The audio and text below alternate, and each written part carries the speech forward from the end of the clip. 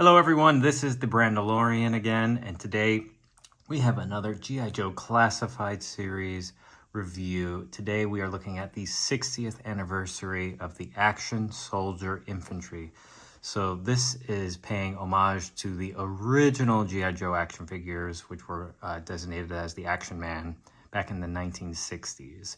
And they were the 12-inch line, and then what we came to learn and love as the Real American Hero line in the 80s, which was 3.75-inch scale.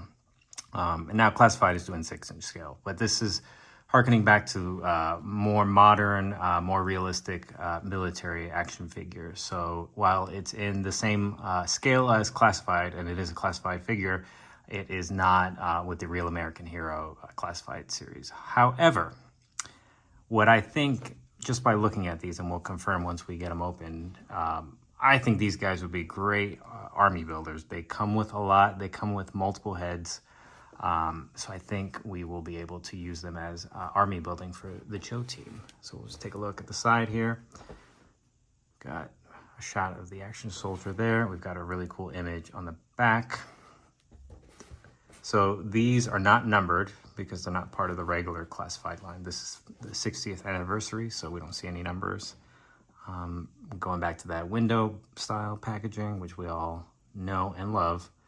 So without further ado, I think we should crack this bad boy open. Okay, now that we have the Action Soldier Infantry out of the package, that actually took me quite a minute because he comes with a lot of stuff, which is a good thing. He's a deluxe class figure, so we would expect him to come with a lot of accessories. But not only does he come with a lot of accessories, but he came with this really cool G.I. Joe stand, which I have him on, which we really don't see any of those too much unless it's one of the retro carded figures. So it's nice to get a G.I. Joe green stand there.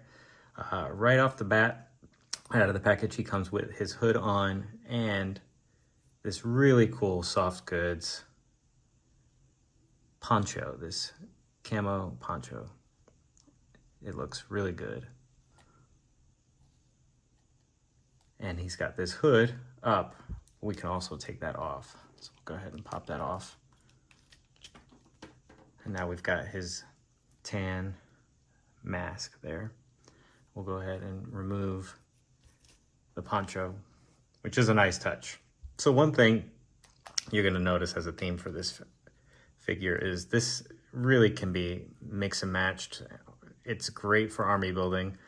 We have gotten a lot of G.I. Joe characters and we've gotten a lot of Cobra characters. However, we've gotten a lot more army building characters for the Cobra team and not too many for the Joe team, minus the steel core figures. So I'm going to look at these guys as a way to army build your G.I. Joes, because one thing that I notice, I'm going to pull one of the modular pieces that he comes with, one of the many. I'm going to put the G.I. Joe star one right on his chest there to let you know he's a Joe team member.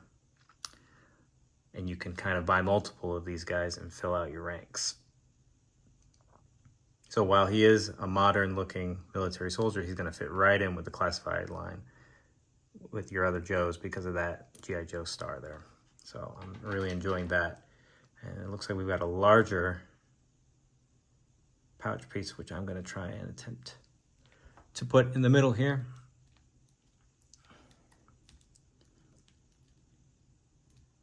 Or maybe it goes this way.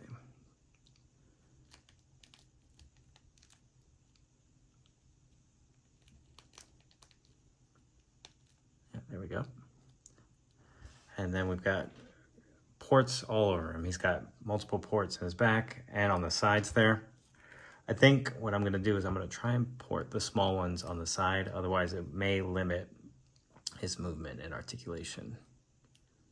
So we'll do that little one there on the side. I'll get another, my next smallest one, and I'll put that on the other side. Yeah, starting to look good.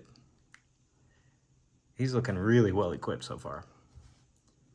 I'm really digging this camo. I've always had an eye for like the lighter camo.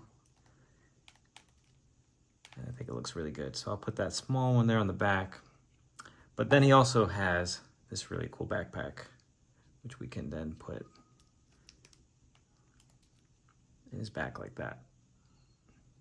So you can load this guy out any which way you want. I'm going to take the backpack off for now, since we're still trying to load him out. We also have a walkie-talkie, which looks great.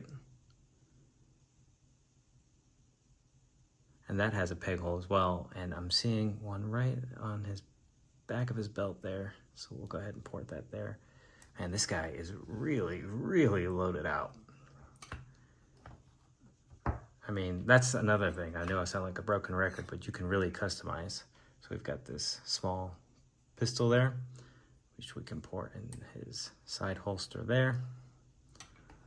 Another cool thing is we've seen some of the Cobra team members like Major Blood, and I think one of the Dreadnoks had dog tags. But this military gentleman has actual dog tags, so I'm gonna pop his helmet off, put those dog tags on, and then pop the head right back on. Yeah, I actually really like the way that looks with the dog tags. Just notice he has a flashlight molded on his vest there. What else? What else came off the stand? So we'll get him standing there. He's got his helmet, which is similar to the Clutch helmet that I had reviewed the other day, except his is painted different. We just put that on. Again, mixing and matching. You can have him with the helmet. You can have him without the helmet. The helmet fits on very nice and snug. That's not going anywhere. So you can really, really fill the ranks out. He also comes with this heavy automatic weapon, which has the stand that can come down. So we've seen this before, I believe, with Big Ben. That looks good, just molded in a different color. And we have a smaller double barrel automatic weapon, which has the little handle that can pop down so you can get an extra grip. That looks great. And then he also comes with the Ma Deuce, which a lot of people have been wanting for Roadblock. So the nice thing is it comes with this stand, which you can place down there like that, and it has the bullets that go on the side, which is removable, and it can go up and down on the stand, and it can spin around, which is great.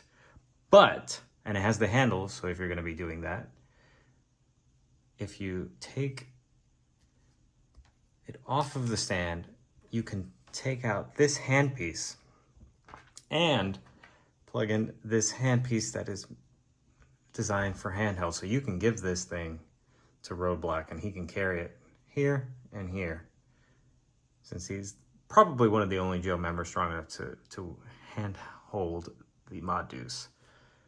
Or otherwise you can put it back on the stand. Again, we have options. So not only did we have the hood, which we saw earlier with the poncho, but you also have the option to have the hood down if you want to keep the poncho on, hood down look. So many options for customization. And if that wasn't enough, we have a whole nother head with a darker skin tone. And that's not all, folks.